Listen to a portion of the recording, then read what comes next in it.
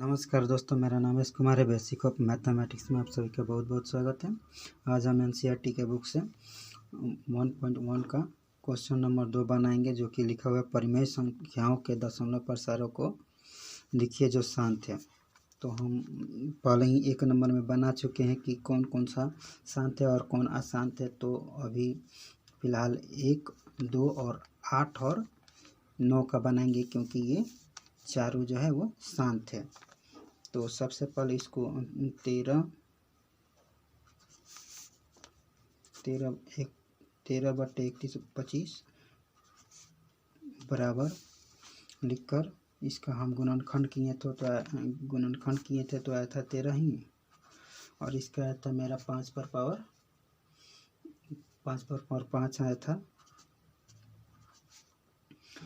तो गुणनखंड 2 जिसका रूप 2 पर पावर n और 5 पर पावर n रहता है, तो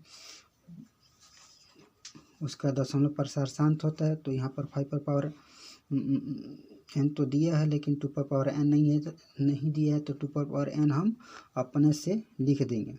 2 पर पावर इतना 5 पर जितना पावर रहेगा, 5 पर पावर जितना रहेगा उतना ही 2 पर पावर n पर भी हम दे देंगे, और ऊपर नीचे दोनों में से गुना कर देंगे। जितना नीचे से गुना करेंगे उतना ही ऊपर से भी गुना कर देंगे। जैसे यहाँ पर 2 पर पावर 5 से गुना किए हैं, तो ऊपर भी हम अंश में भी उतना से ही हम गुना कर देंगे। तो इसको हम लिख सकते हैं इस तरह से 13 गुना 2 गुना 2 गुना 2 गुना 2 गुना 2, ठीक है। नीचे भी हम लिख सकते हैं 5 गुना 5 गुना 5 गुना 5 गुना 5। फिर ये अब 2 बच गया, तो इसको भी लिख देंगे 2 गुना 2 गुना 2 गुना 2 गुना 2। ये हो गया। अब हम इसको इस तरह से लिख सकते हैं 13 गुना, इसको गुना करेंगे तो 32, और ये मेरा हो जाएगा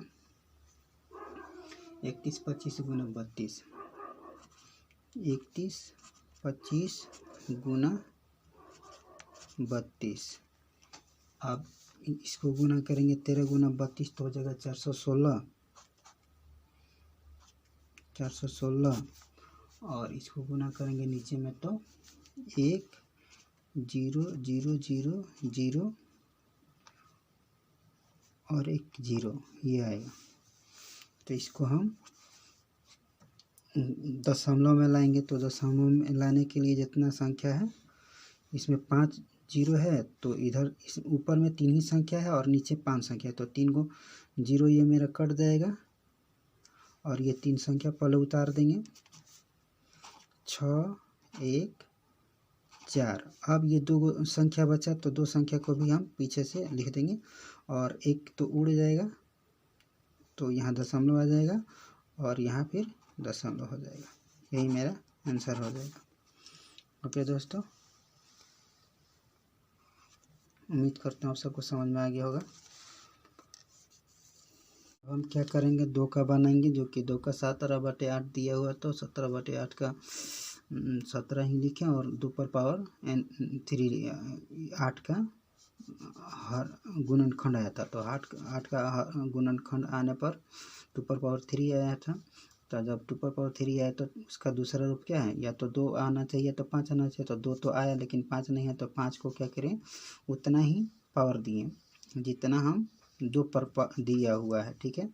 तो 5 पर पावर 3 लिखें, अंश और हर दोनों में गुना कर दिए। दोनों में गुना करने के बाद उसको हम इस फॉर्मेट में लिखते जाएंगे। जैसे 2 पर पावर 3 लिखा है, तो 2 इंटू 2 इंटू 2, फिर गुना 5 इंटू 5 इंटू 5। अब इसको हम लिख देंगे 17 गुना 125, और ये आया था मेरा 8 गुना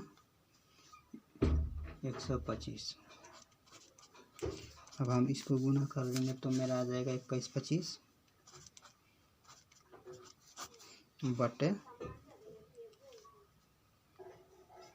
इसको गुना करेंगे तो 1000। अब 3 गो जीरो है तो ये तीनों जीरो इस तीनों जगह पर आ जाएगा। 5 2 1, ये 3 को ख़त्म हो गया, इसका भी 3 ख़त्म और ये भी 3 ख़त्म, और यहाँ 1 उड़ जाएगा तो ये पर दशमलव आ जाएगा, और एक उड़ने के बाद यहाँ बचेगा क्या 2, तो 2 ही रहेगा। यही मेरा आंसर हो जाएगा 15। तो सहभाज्य संख्या में जो कटने लायक रहता है उसको काट देते हैं। ये मेरा 3 के पारा से दोनों कट रहा है, 3 दूनी 6 और 3 5 15। तो अब मेरा क्या हो गया 2/5। तो 2/5 हो गया। तो हम क्या करेंगे अब इसमें या तो भाग दे के निकाल देंगे, या फिर जैसे हम बनाते आ रहे हैं ठीक उसी तरह से इसको भी हम बना देंगे। तो नीचे 5 है तो इसको हम इस तरह से लिखेंगे 2/5। तो नीचे 5 है तो दोनों में क्या करेंगे 2 से गुना कर देंगे, और गुना करने पर ये हो जाएगा 4/10।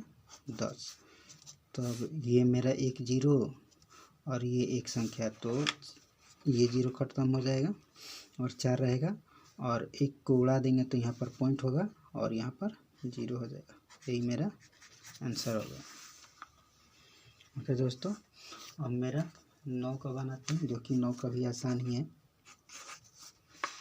35/50।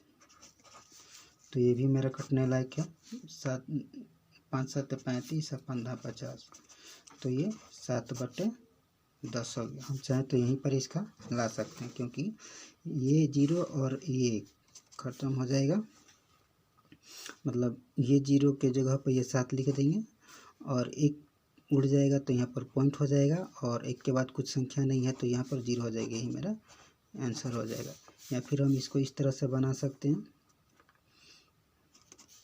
7/10 आया तो नीचे 2 से गुना कर दें और ऊपर भी 2 से गुना कर देंगे, तो ये हो जाएगा 14। 14/20। तो यहाँ पर कटेगा 7 बार में और ये 10 बार में। तो फिर वही आ गया मेरा। तो ये जीरो और ये जीरो और 7 यहाँ पर 7 ही हो जाएगा, और एक उड़ जाएगा तो यहाँ पर पॉइंट हो जाएगा, और एक के बाद कोई संख्या नहीं है तो फिर जीरो हो जाएगा। ओके दोस्तों, बहुत ही आसान है और उम्मीद करता हूँ आप सबको समझ में आ गया होगा।